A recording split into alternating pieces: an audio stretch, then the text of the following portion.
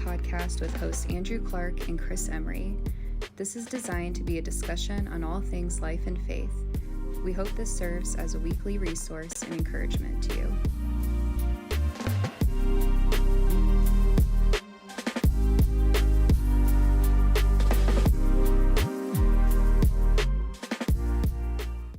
What's going on, everybody? Welcome to another episode of the Bayview Podcast.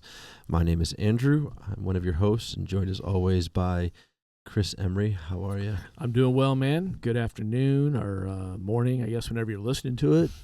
I don't know. We hear from our listeners, like some listen to it on their way to work in the mornings, others while they're at work. I don't know. So wherever you are listening, hello. Yeah. Hello. Good stuff. Yeah. Good stuff. We're glad you tuned in. And again, if you're joining us, if you've been following along or maybe you haven't, you're just jumping in, we've been in a Revelation series. And this is kind of this set of episodes, including last week's and kind of going forward for a couple weeks. We're just kind of breaking it down even further. And you used a line Sunday, and we were just talking off mic about more chicken on the bone, right? Because we're kind of doing an overview, the 10,000 foot view of Revelation, and not the let's get down to the nitty gritty and be in it for a year, which we could easily be in. Very much so. And so for us on a Sunday in the preparation of it, it's like, we kind of looking at it from the standpoint of like, what is the main point? Let me give you that. Yeah. And then everything else between our Bible studies and then, these conversations in our podcasts and stuff. And so it is kind of a little bit deeper, but you handled basically chapters 2 and 3, or more or less the 7 churches that the letter's written to, and thought you did just an awesome job because there's a lot there. Again, each church could be its own series, probably. It really could. Yeah, but, it really could.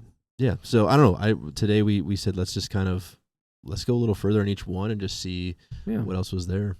Yeah, and I think that's a good way to look at it. Because doing Revelation in 8 weeks is not setting yourself up to be able to go verse by verse, and that was not our intent.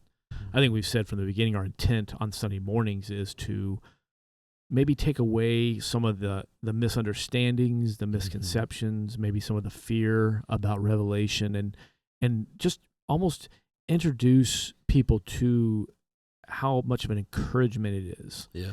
And what a blessing it is. It tells us it's a blessing in the very beginning as you preach the first week. And so I think we've already seen that. This last week was really cool at our Bible studies. A lot of really, I've heard from all of our leaders, and they're all like, yeah, it was awesome discussion, awesome conversation. Yep. Everyone stayed out of the conspiracy theory world, like not a lot of craziness brought in. You brought up the point in the message of like, what if you actually just read the book?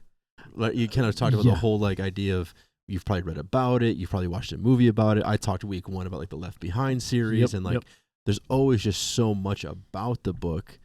And it's like, I think it was someone in one of the studies was just like, what would happen if we actually sat and you read the book and you took it for what it's saying? And I really think that's the series that we're trying to do, the teaching that we're trying to go through is like, this is the actual book. Let's read it. Let's just introduce ourselves for the first time, or reintroduce yourself maybe. Yeah. But yeah, it was when he said that, it was so profound, and I instantly was taken back to college when I took like World Lit, and I realized that I have never read Dante or Homer. I've never read the Iliad. I took tests on it, and I read books about them. Right, I read the Cliff Notes. Yep, but I never read it. I mean, that was like 1,500 pages. Yep. I didn't read it. Come on, you're insane. But it was that same approach of like, oh yeah, how many of us feel like we know all about the book, we've read about all, have we ever just sat down and read the book? Which matters, because it's kind of, again, I think this week and week 1, like a lot of setup before we get into a lot of imagery and kind of the, I'm using air quotes if you're not watching, like craziness begins of the book in these next couple chapters. But it goes back to like the context matters. And it's like, how many of us have heard of the mark of the beast, and we've just gone and you've read wherever that is in Revelation. And that is so easy just to rip out of context and be like, see, and have it fit a conspiracy theory you might have, and or whatever, a fear you might have. And so what I think you said maybe week 1 when you were preaching is that we also have to look at like it's a story. Yeah. and so like any story, you can't go jump into the middle of a story and feel like you understand the plot. Yeah. Or understand what's being communicated. Like just read the book. Yeah. It's okay if you don't get it all. It's okay if you don't understand it. None of us do. Yep. There are a lot of mysteries still in the book that will not be revealed to us until these events happen, or until we go to heaven.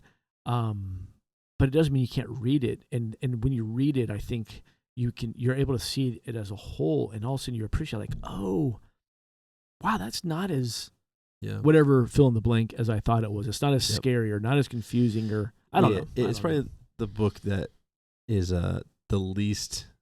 How do I say it? You get the least out of it if you read it from the people who read the book by reading the introduction and the conclusion, and they pick like a chapter in the middle, and they're like, okay, I got the gist of the book. Right. This is probably the one book where you're like, yeah, that's gonna really mess you up. Yeah. Even though the theme of Christ is one is in the beginning and it is in the end. Like that is the theme. True. If you get that out of this book, then you've done it. 100%. But it's like, 100%. This is the one we don't want to just skip and be like, okay, let's talk about the dragon. Let's figure out. Okay. Don't close your eyes and open the book of Revelation, point to think like, let's read that. You will not grasp this at all. 100%. So anyway, so this last week, as you said, we jumped into chapters 2 and 3, which these are actually the 7 letters written to these 7 churches in Asia Minor. These are not the only churches, but these were the ones that were strategically placed along the major trade routes. And the belief is that if these letters went to these 7 churches, they would quickly spread to all the other churches. So it wasn't saying these are more important. It was just these ones were the way for it. And then the number 7 is used throughout the book and throughout the Bible too often, as we point out Sunday, not every time, but when it is used with a meaning, it's the meaning of completeness. Yep. Completion, like we see in the Genesis creation story. Yep. It was complete on the 7th day. And so just get comfortable with the number 7. It happened in chapter 1, you had the 7 stars, the 7 lampstands. Yep. Then at the end, it explains that these are the 7 angels of the churches. These are the 7 churches. Yep. And so now we have these letters. And I think what I said Sunday was kind of like we have 7 churches, 6 compliments, and 5 rebukes. Yes. So 6 of the churches got a little bit of an attaboy. 1 got nothing. Yep. But 5 of those 6 churches got the attaboy. You also got like, but you're not all you think you are. Yeah, like the incomplete compliment sandwich, basically. But I do think it really reinforced what you preached the first week, and that is that these letters were written to these churches, but written for the church. Yeah, 100%. Written for us. So we have to read it through that filter of like, this isn't looking on the outside, looking in, being like, oh, look at what they were doing. No, this is an introspective opportunity to say, okay, what does this letter say to us as the church now, or us as our church here? Like, we have to read from that filter. Yeah, 100%. Yeah, and I think that's the not to us but for us, and that's just going to continue throughout this whole book. Like, I think if you 100%. Listen in or join us on a Sunday, it's like, as long as you can keep that in mind, I think it's going to help, because again, it puts the perspective of, yes, this is a prophecy, but it is also a letter. It is also intentional with, John wrote this with people in mind. But the beauty of it is because it was a church, and it's like, it's not like some of their issues have just disappeared. Like, we still have those issues. So I thought, we kind of talked, I think it'd be cool to maybe just go church by church and maybe just give us, your main point of each church from Sunday, and then, how we can kind of see that apply today even more. And if there's anything else that was kind of hanging off. Sure. Yeah, I think it's totally appropriate. Yeah. Because as we said, we want to use this time to kind of, unpack things that we weren't able to on Sunday or go a little deeper, whatever that may be. Because it was a lot to do in one message. Yeah. So let's do that. Let's just dive in. So we do know that this is written to the 7 churches. The first church right out of the gate is the church of Ephesus. And basically, he's writing to them, and he says he sees their hard work. He sees their patient endurance. He says, I know that you don't tolerate evil people. You've examined the claims of those you say are apostles but are not. You're discovered that they're liars. So he's saying, well done. Yep. In fact, they identify false teachers that some of these other churches we'll find in a bit don't. Yep. So he's like, hey, well done. So they're doing some good. So much so that I read through this list and I think like, wow, okay, so you're calling out evil, you're watching out for false teaching, you suffered without quitting, so your faith, all the good things, like, wow, that is really good. But in the middle of all of this, he says, but I have this complaint against you. You don't love me or each other as you did at first. Look how far you have fallen. Turn back to me and do the works you did at first. If you don't repent, I will come and remove your lampstand from its place among the churches. So we know the lampstands, it's the 7 lampstand that we see in chapter 1, represents each of these 7 churches. He's saying, listen, if you don't figure this out, we're going from 7 to 6 on the stand. Or we're going to replace you with another church. I don't know. Yeah. This is one of the passages that has been referred to and probably preached about. This is one of the few Revelation passages that's taken out frequently. Yep. Like your first love. You remember your first love? I've heard that my whole life. Not sure I've always understood it. Yep. First time I heard it was in the 4 Chairs message. That's a Adrian Dupre. Pretty famous Adrian Dupre message. I've never heard that message. Which is a great little, series and or just one-off message. But and I do think when I heard it and in that context, I think it was fitting. Like, sure. I think that idea of like, yeah, you're killing it, but you've also just forgotten what this is about. Mm-hmm. And I wonder with this, with this specific to the church, the thing that stuck out to me, it's like, it almost reads like they're really focused on good theology. And they're really focused on good teaching. And they're focused on all the things that I think is really important as a church. Yeah.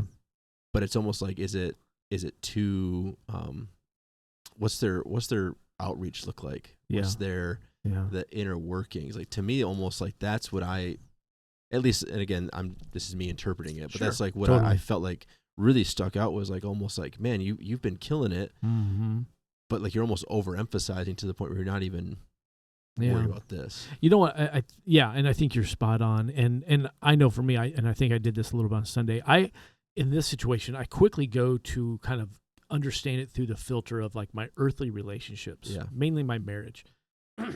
So it's almost like somebody come to me like, hey, Chris, listen, you're killing it as a husband. Mm-hmm. You're providing for your wife. You're taking care of the house. Yep. You're doing your share around the things with housework.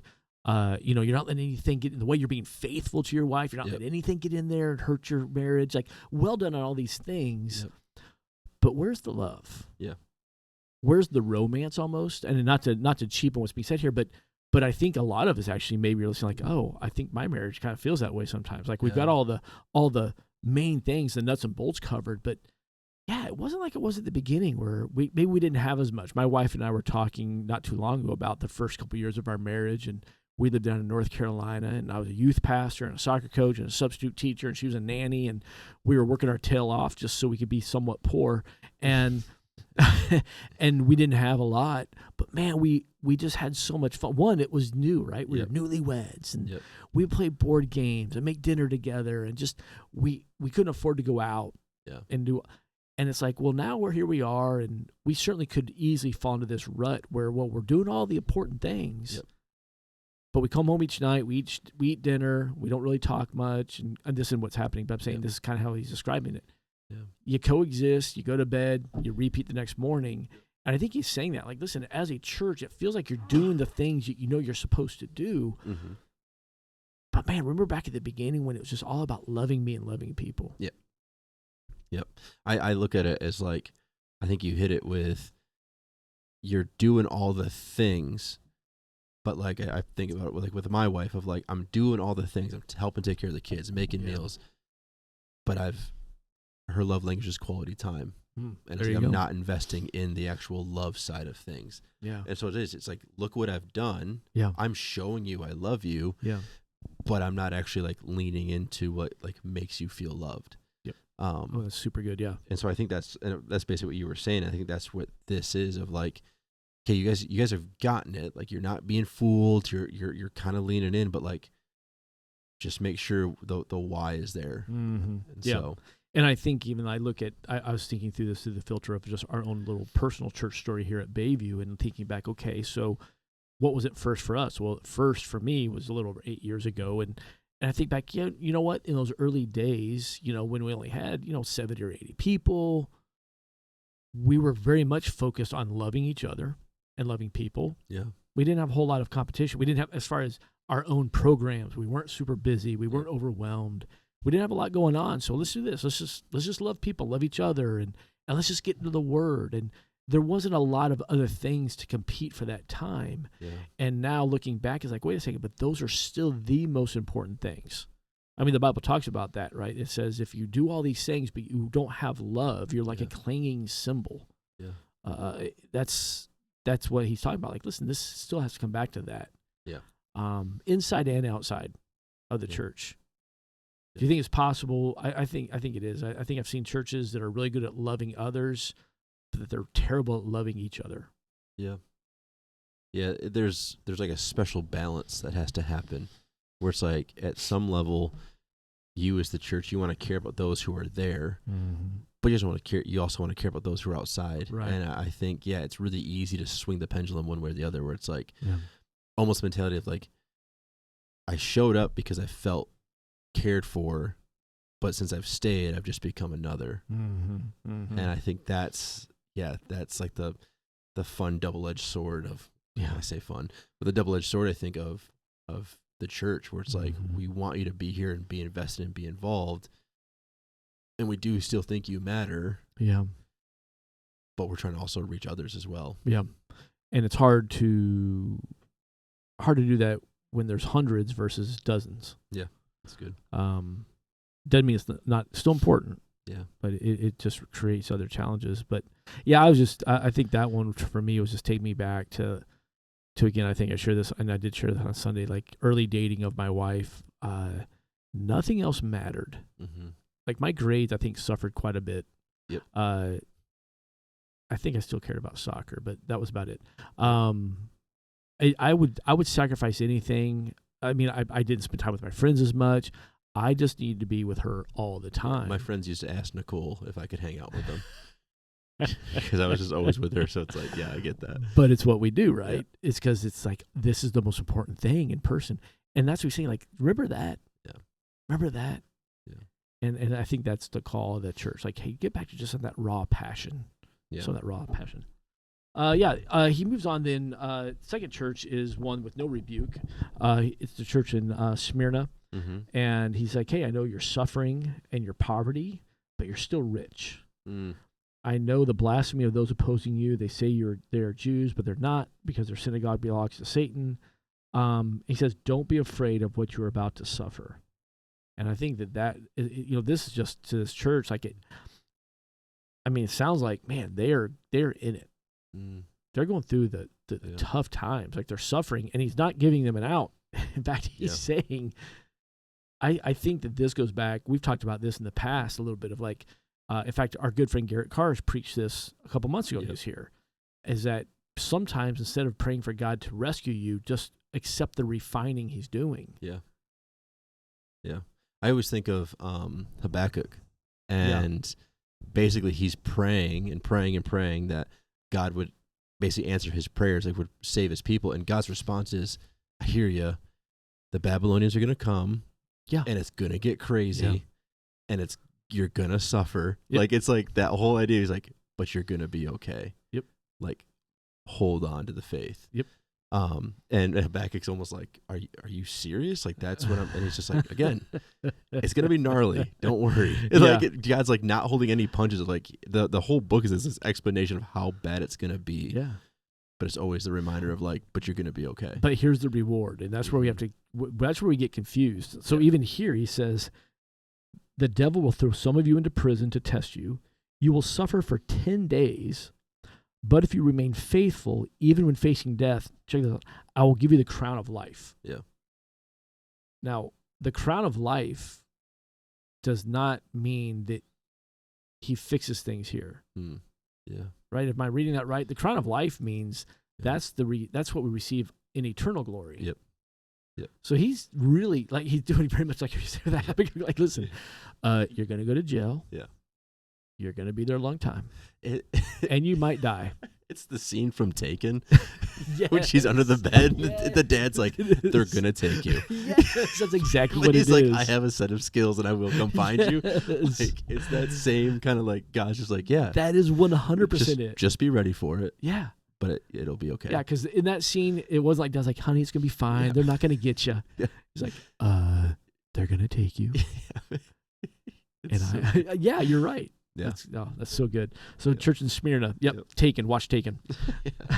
I do think that's a message to us. Like, I think we are keep looking for earthly solutions to eternal problems and eternal victories. And I think that things have been bad. And here's where I always try to put it in perspective. People are like, oh, it's getting so much worse. Yes. But it's always been bad. Yeah. I mean, we go back to the writer of Revelation. Yeah. And we talked about this a little bit at Bible study Friday morning. I was like, all right, guys, where's he writing this from? Well, he's writing it from a prison island, which is a terrible, terrible existence. He's there as punishment. He's also probably not feeling great. What happened before he went there? He was boiled in oil.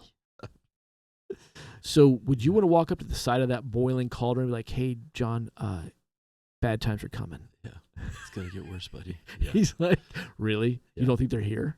Yeah, I saw someone else talk about this where they kind of mentioned like, and again, this is maybe a dramatic kind of example, but it's true of like, and we said it in the first episode of this, like talking about Nazi Germany and the Jews and just individuals in like the world wars and some of that, and being like, you don't think those were bad times? And people were like, man, it's gonna get worse than this. And it's like, I kind of take now over then, if I'm being honest. But like, there's this reality, like it's always been, like we're in the end time, so it's always been. The early Christians were being martyred; they were being fed to lions. The Israelites were enslaved in Egypt for 400 years. Yes. Persecution's always been here, and so I'm not trying to downplay anything going on or what's coming. I'm just saying that I feel like sometimes Christians spend so much time in this place of like, woe is me, it's going to get so much worse. Yeah. Suck it up. Yeah. This is where we are. This is what it is. Yeah. God's not scared of this. He's not worried about this. He's not scared of this. So you don't have to be. And I think his message here to the Church of Smyrna is like, hey, you've stood up to all this. Keep going. Yeah. Keep going. I got you. Keep going. Yep. And one day, the suffering will end, and you're going to get the crown of life. Yes. So, good. Yeah. Awesome. Next church was Church at Pergamum. And again, he's like, hey, I know where you live in a city where Satan has a throne. You've remained loyal to me. So they live in a very sinful city, kind of their version of Las Vegas, Sin City. And they're being faithful. They're standing up to the temptations. But I have this complaint against you. You tolerate some among you whose teaching is like that of Balaam, who showed Balak how to trip up the people of Israel. He taught them how to sin by eating food offered to idols and by committing sexual sin. And the message here is actually almost similar to the same message to the next church of Thyatira, where it's very similar. He gave a name to that teacher, Jezebel. But the same thing, she teaches people to commit sexual sin and to eat food offered to idols. So you have two churches in a similar boat. Yeah. And he doesn't say that you've stopped preaching all truth. And I think I kind of talked about that Sunday of like, it's not that they're preaching just lies, but lies are part of what's being taught. Yeah. It's like you've done really well, but you're still letting a little sin in. Correct. And not dealing with it. And it's like a little sin is still sin. Yeah. And, that's almost like when you talk about sexual immorality or some of this stuff where it's like, are you turning a blind eye to some of this because things are quote unquote good? Mm-hmm. Mm-hmm. And I feel like that's kind of his to both these churches. I don't know if you feel that way, but like that's definitely. what, like reading through it and even just listening to it on Sundays, like that was kind of what I kept thinking of, like almost that idea of you're doing really well. Like you have kept the faith, you've fought through, but let's be honest, like you're still letting some of the outside culture influence what's happening 100%. On the inside of the church. 100%. Yeah. And we talked a lot about how it was, one, you've abandoned truth and you've abandoned holiness.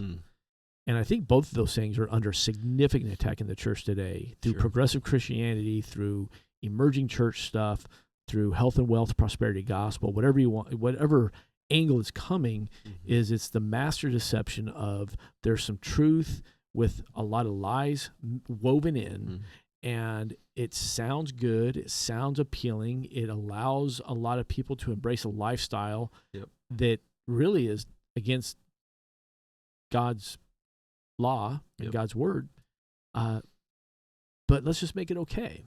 Yeah, and it's almost the mentality of it. Well, it's not the whole thing. Yeah, right. The whole thing's not bad, but it's like, yeah, but I don't know about you, but if I take a piece of bread and it's got a little bit of mold on it, I'm probably throwing that whole piece away. That's a great call. And it's like it's still been tarnished. Like there's still an issue with it. Yeah. And I think that's kind of what he's speaking to. It's like you might be killing it in these areas, but you're being heavily influenced in this area still, and it's bringing the whole thing down. Well, and I think it's like almost like the shell game that evil plays with us. Yeah. And I've said this before. I don't know if I said it on here. I may have said it from stage. I feel like as the church that we have been so distracted. Like I remember one time years and years ago when I was doing young adult ministry, I had this professional magician that came to our young adult group, and he was so good. He was actually on some Fox specials. This is back in 2000s, and just incredible. And he would do things. And I remember this one time where he had us all. It's something about this giant coin, and he made it disappear, and we're looking all. I can't remember the details, but all I know is all of a sudden you blink and it's right back on the table. And like, how did he get there? And he's like, I can't tell you the secret, but it is all about distraction. Like I get your attention over here and you don't even realize what's happening here. And it's interesting that both these churches, it was idol worship and sexual sin. Yeah. Same thing in both churches. And I think for the church, we have become distracted. We are so distracted by some of the more hot button sexual sins. Now, there's still sins. Homosexuality, gender confusion, and all of these things going on, which is heartbreaking. And yes, that is way outside God's plan. But I feel like, all right, so we're so focused on that. Nobody's talking about heterosexual sin. All of a sudden, people are living together. It's like, well, what is what it is. Like, maybe they'll get married. I've had so many Christian parents say that to me, like, well, they're living together, and I just watch them almost blow it off. Like, I know it's not what you want, but it is. We're saying it's okay, is what we're saying. And then we start talking about things like pornography. Nobody wants to talk about pornography. And yet, everything tells us 6 out of 10 men that attend church at least once a month have looked at pornography in the last 30 days. Yeah. Wow, feels like we should be talking about pornography. Feels like husbands and wives should be talking about this. It is a problem. If you think it's not in your home, it's probably in your home. But that's outside God's plan. Lust. Jesus even lowers, he sets the standard much higher in the Sermon on the Mount. He's like, it's not just having an affair. If you're looking at a woman lustfully, it's just as bad. These are all sexual sins. Yep. And so when we look at 1 Corinthians, it says to run away.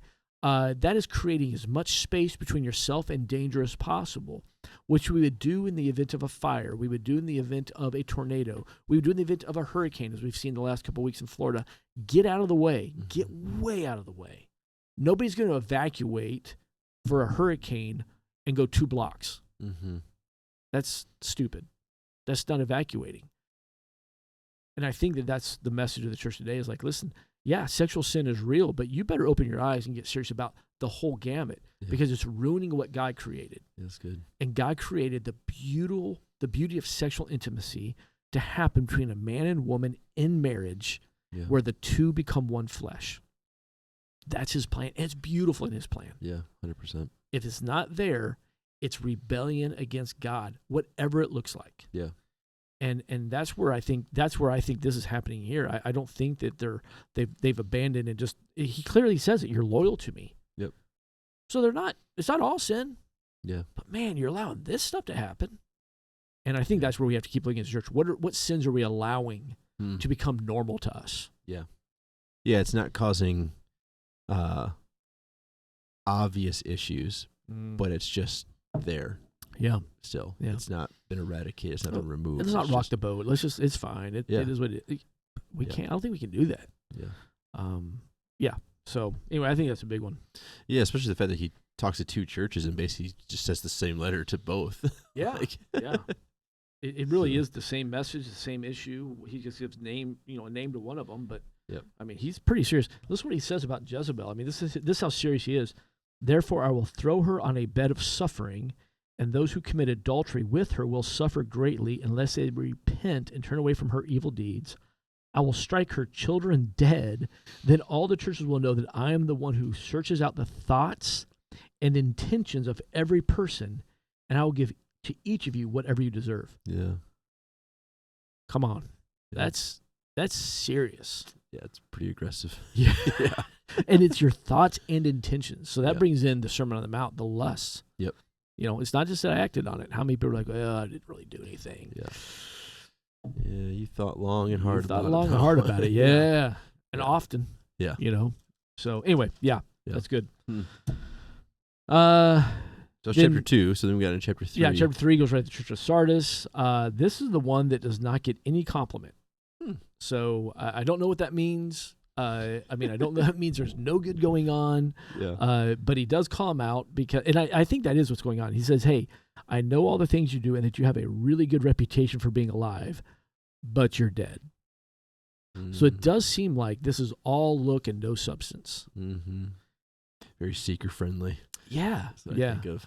Yeah. Or I think this, how many churches that maybe you've come across, I've come across several, they work so hard at trying to be the coolest looking church. Yeah. And there's nothing real happening behind the walls. Yeah. And that is seeker sensitive. Maybe back in the day, especially back in the 80s and 90s, that was a big thing. We're like, hey, let's take all the crosses out and let's make it cool and play all this crazy music. And it's like, but what's happening inside? Yeah. So let me throw that back out there. I mean, I kind of preached on it Sunday a little bit. So this church is dead. What's an alive church supposed to look like? What's interesting about when the rebuke comes is it feels like the other ones where he's encouraged, it's like all his encouragements together, I think, would be in a live church. Yeah. The idea that you care about both in and out. Yep. You've removed all sin. You understand that the most important thing you can do is love God. Like, I think so for an alive church, it's like, I think it's one that's just confident in who it is and who God says it is as a church. Like, I know we say that about like us as individuals, but I think that's important for the church too, of like, you're going to speak biblical truth. Jesus' name is going to be said and known. And there's a reality of like, you're about the church body and the community. And I think there's plenty of little things that go into that, but I think those should be really obvious. This is my opinion of what would be a healthy church. Yeah. No, I think so, and I think all that's part of it. I think even a non-negotiable is that are people being saved and our lives being transformed. Yeah. There are churches, I don't even want to know how many churches every year around the world that have to fill out some level of annual report to their denomination. I know in our denomination it happens. And it's sad. I don't even have the stats in front of me, so I don't want to quote them. But there is a very significant percentage of churches that report 0 salvations year after year. Yeah. And to me, it's like, wait, what are you doing? Yeah. And I don't mean to say that people aren't growing spiritually. That's not my call to make. But my experience has been this, and I think what we experience even here at Bayview is this, is that as people experience life transformation that comes through Jesus Christ, and they experience freedom from their past, forgiveness of their sins, this newness they step into, they are so excited that they can't help but tell the people in their lives. It becomes this natural resonating ripple effect in their lives of like, I got to tell you what's going on. Or people see it like, what's different with you? I got to tell you, it's Jesus. And now this transformed lives lead to transformed lives. And I think that is a church that's exciting. I love our church, and I do love it. Like I love that we have a cool facility. I love that we're on an amazing location, and I love the things we do, and I love the fun we have. I love that we do everything has to do with food. I love that, right? Yeah. That's all good. But if that's what we're about, then we're just like this church. We might have a great reputation, And I think that's where maybe I get scared that I don't want us to actually slip into that. Like, hey, everybody looks at Bayview like, yeah, you guys are killing it. Sure. But are we? You know, inside, are things really changing lives? Are marriages being transformed? Are sins being, are people being set free from sin? Or is repentance and confession happening? Is discipleship happening? That's a church that's alive to me. No, 100%.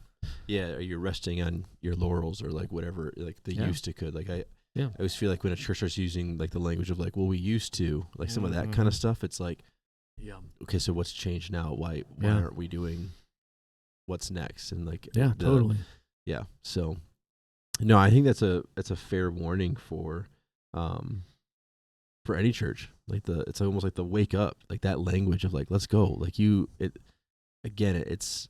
it's almost comes across as none of this is new to you. Mm-hmm.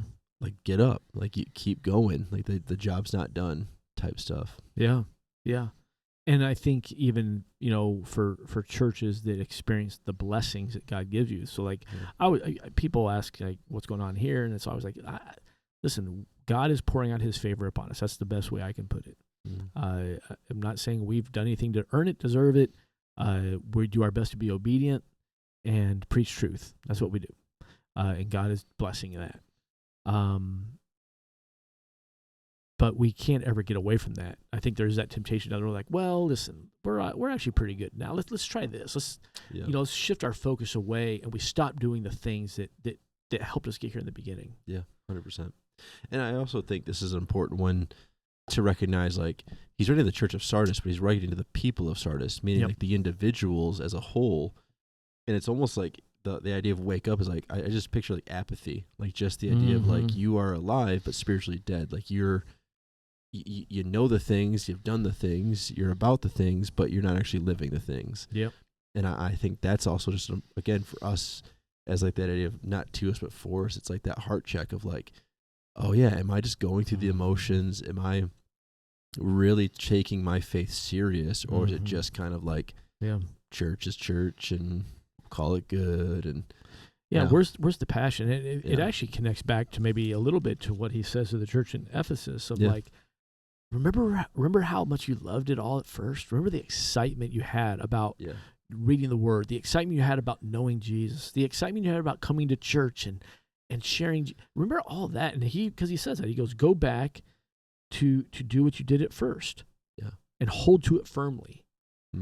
And we overcomplicate it. We add to it. We make it all these programs, all these things. And I think it was a podcast I was listening to not too long ago from Craig Rochelle, and he's talking about with their church that they've been working hard to simplify church to create margin. And that margin is space for God to come and work. And I really love that because they're a monster church and they have all the reasons to be crazy complicated. And it's like, it's not a call to laziness. It's called let's simplify it back into the laser focus of how do we help people find Jesus and how do we help people grow in Jesus. Yeah, that's good. That's really all this is. Yeah, that's good. So, and I think we have to always make sure we pull back to that. Yeah, 100%. So,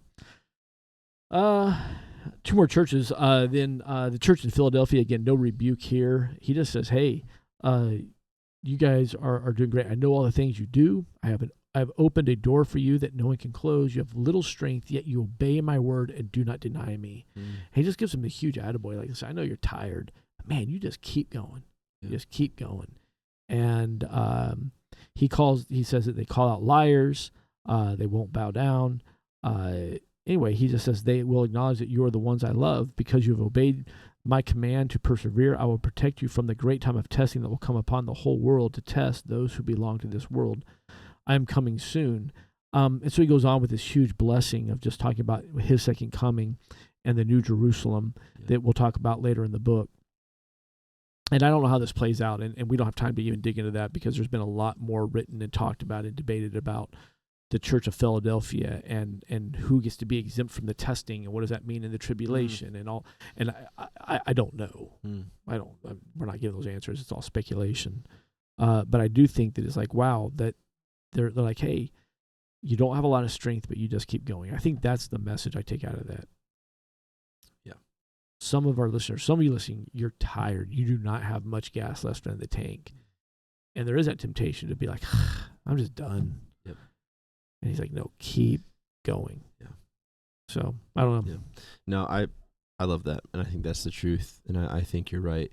It's really easy to fall back into some of these other rebukes when you are tired. It's like when you're at your weakest, and it's like just that little push of like, nope, you got it. You got it. Yeah. And I think sometimes we just need that encouragement. Just keep going. Yeah. Keep going. Don't think 5 days down the road. Don't think weeks down the road. Get up tomorrow. Take a deep breath. Trust in God, and keep going. Yeah. Go through your day. He's got you. He has not forgotten you. And I think that's his message here. He's like, I see you. I know. Yeah. I mean, he says that multiple times to all these. I know. God knows what you're going through. He knows what you're struggling with. He knows what's coming that you don't even know. Yeah. Keep going. He's got you. I just love that message there. Yep. Then they wrap it up with the last church, the church in Laodicea.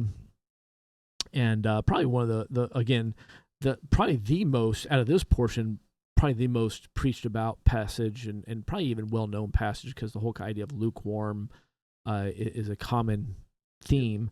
But he says, I know all, he gives them some props, but he says, you've been faithful and a true witness. I know all the things you do, that you are neither hot nor cold. I wish that you were one or the other, but since you are like lukewarm water, neither hot nor cold, I will spit you out of my mouth. And again, passages talked about a lot, probably misunderstood. Yeah. I think, the idea of like, oh, be hot, so be all in, or be cold, don't be in at all. And it's like, I've heard it preached that way and all that. I've preached it that way. Yeah. Which it's like, okay, but then it's like, but what does it mean to be lukewarm? Like what are we actually looking for? So, but yeah, I think you're right. Like, I think it is easy to kind of jump into that boat of one or the other, where really it's more like, the word that comes to mind is like, don't be gross. And I don't really know how that fits with the whole concept, but just that idea of it's like, you're just, I think it's similar to Sardis maybe, where it's like, you're just going through the motions.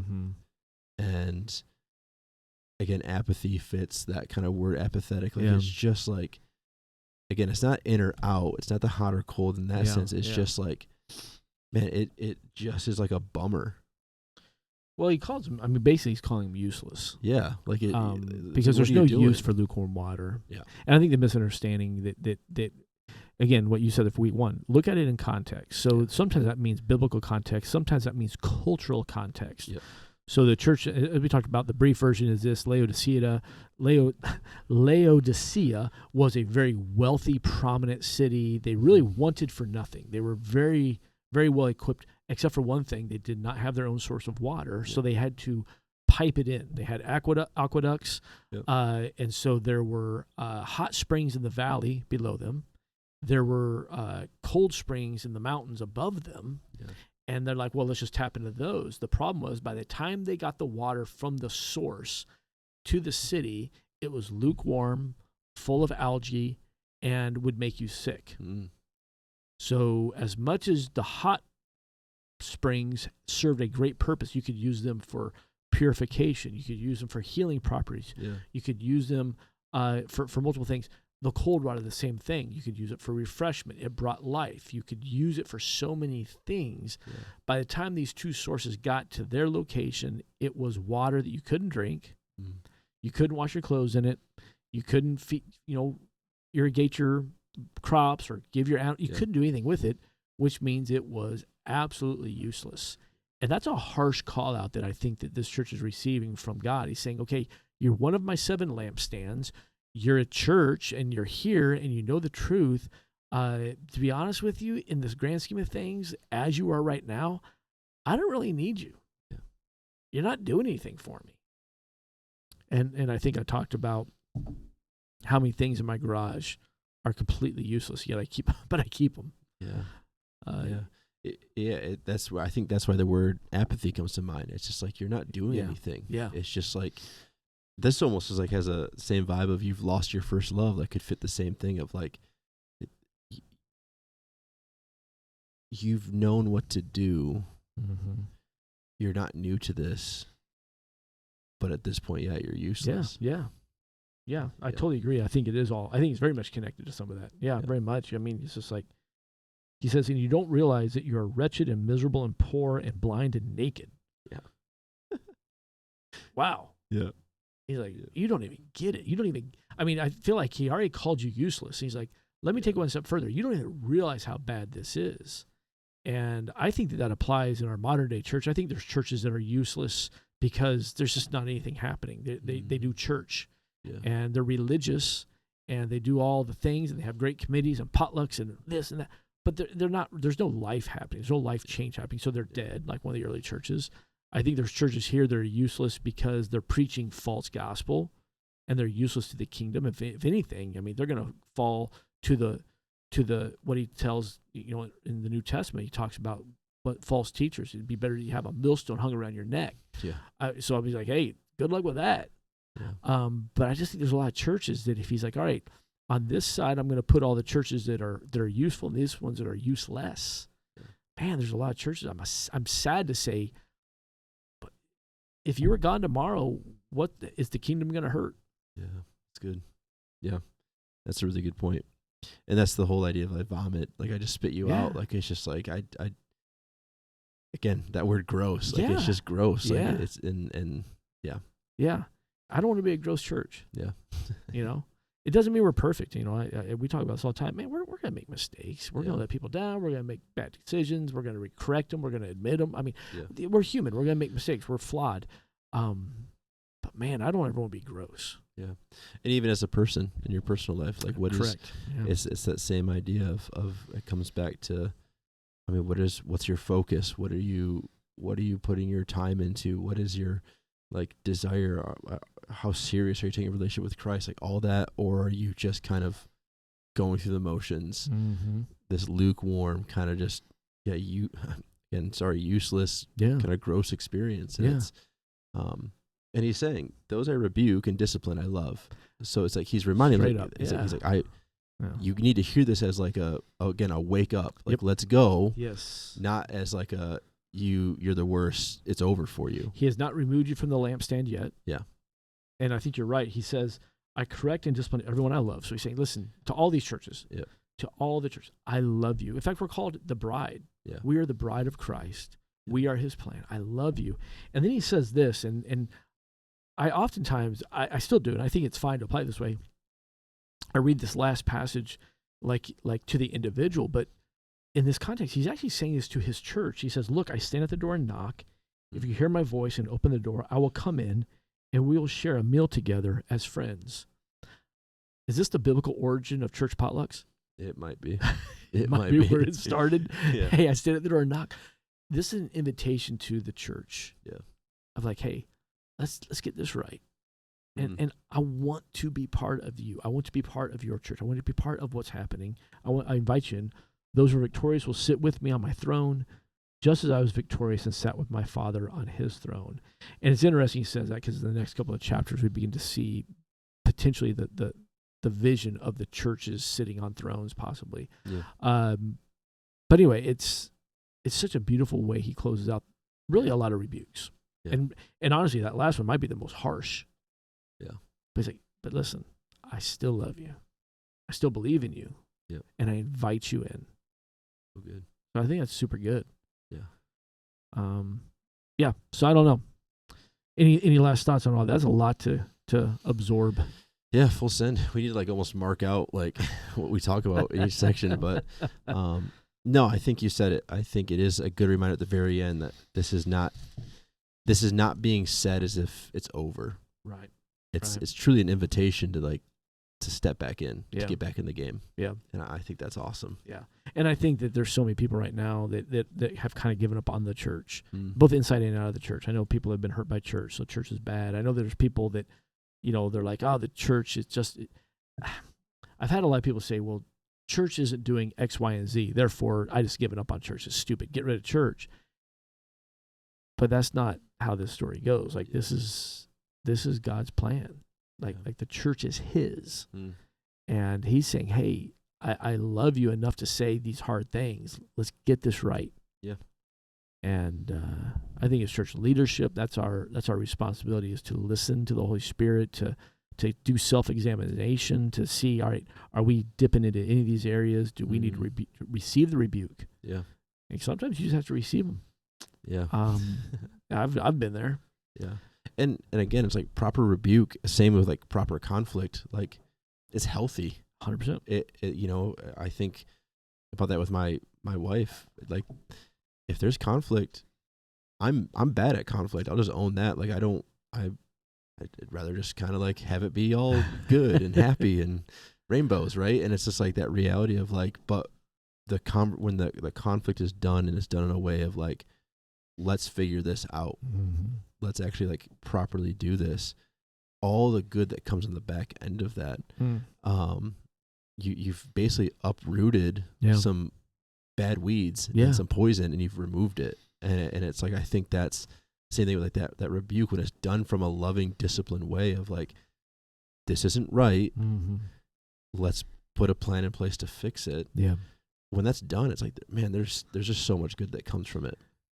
But then it's so much of that hinges. I love where you just took that, because the rebuke here, and a good rebuke can come from love and a genuine heart to encourage and help. But then it is an awaiting period on how the receiver receives it. Yeah. Yeah. I've gone and rebuked people, I'm sure you have too, and have done it the best way I can. Yeah. They fly off the handle, they get angry, they get defensive, yeah, and they shut it down. Yep. And now the relationship is damaged, and there's no fruit that comes out of it. Yep. I've been in this position where I've gotten angry, defensive, I've pushed back, I stop listening, and I grow zero from it, right? I don't grow out of a rebuke if I receive it poorly. But the times where someone's come to me and they've come with love and they've talked to me genuinely, and I've let my guard down, I've listened, I received that rebuke. Yeah. Man, on the other end, it's like, wow, thank you. There's a big thank you to the rebuke. Yeah. Yeah, my mentor said, we were talking about communication in this context, especially with around conflict, and he said communication is not the distribution of knowledge. It is the receiving of knowledge. Oh, that's so good. He's like, that's the best form of communication, is when you're stepping into so when you think about into terms of a conflict, like he's like, when you're stepping into this rebuke or this conflict, and or on the flip side, when you're stepping into a relationship of love, our big thing is what are you actually receiving back? And almost like the most important part of communication, same way as the most important part of conflict, it's all the same basically, is how are you receiving? Are you learning to actually receive 100%. What is being said? And truly, are you processing through, which is really important, not just say like whatever the person says is true and I must just receive this. Like, it's fair that you would receive, process, and piece out like what is there, but the receiving side of it is that willingness to engage in the conversation and actually be like, okay, what is true here, and what do I need to like actually fix, change, get better, get good, right? Yeah. So, yeah, I love it. And I think that's how we look at this. This is Jesus saying, I love you. Yep. I'm in this with you. I'm saying these things because I love you. Yeah. Let's go. Yeah. So good. My last thoughts, I always just think of my father-in-law, Tom Gelbasek, who's been on here a couple times, and he talks about AA and just that whole experience. And that first step is just saying like, almost the admittance of like, okay, yeah, I got an issue. Yeah. And it's like, I think that's, for us as the church, it's like, man, if one of these things kind of sting or feels like your initial response is to push it away, it might be time to sit in that for a minute and maybe accept and maybe speak to, okay, I have this issue. Yeah, correct. And begin that process of truly healing and stepping into that I don't know, that good discipline that is just filled with love and truth. 100%. That's so good. So good. Well, hey, thanks for being with us today. We'll be jumping into chapters 4 and 5 this weekend, and then next week with Bible studies, podcast. So as we said at the beginning, read the book. Go read it. Read chapters 4 and 5 at least. after you've read chapters 1 through 3. Don't jump in the middle. Yeah. Then come back here each week. We're just going to continue to enjoy our time together, just diving in, talking about it, figuring it out, and just listening to what the Holy Spirit has for us. Yeah, so, yeah. If you haven't done so, click subscribe on the whatever platform you're listening on. That way you never miss an episode. We are here each and every week. For now, it's Andrew. It's Chris. We will be here next week. But for now, we're out of here. See you next time around.